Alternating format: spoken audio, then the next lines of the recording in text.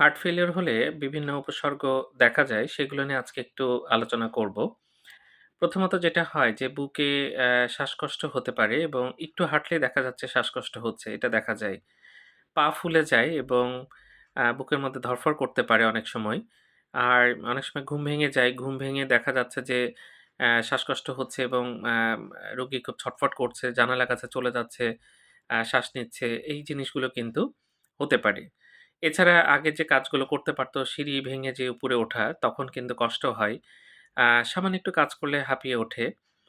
ক্লান্তি লাগে সবসময় এবং পায়ে রস নামে। তো যাই হোক, এই সিম্পটম গুলো কিন্তু হার্ট ফেইলিউর এর উপসর্গ এবং এরকম যদি হয়, চেষ্টা করবেন ভালো একজন কার্ডিওলজিস্ট দেখাতে। অবশ্যই আপনি সমাধান পাবেন। হার্টের বিভিন্ন সমস্যা, হার্ট ফেইলিউর হয় বিভিন্ন কারণে। তার ফলে কিন্তু এই উপসর্গগুলো দেখা যায়। এটা ইকো করতে হয়, ইসিজি করতে হয়, এক্স-রে করতে হয়। আরো কিছু পরীক্ষা করে নিশ্চিত হয়ে তারপরে ওষুধ খেতে হয়। ধন্যবাদ সবাইকে।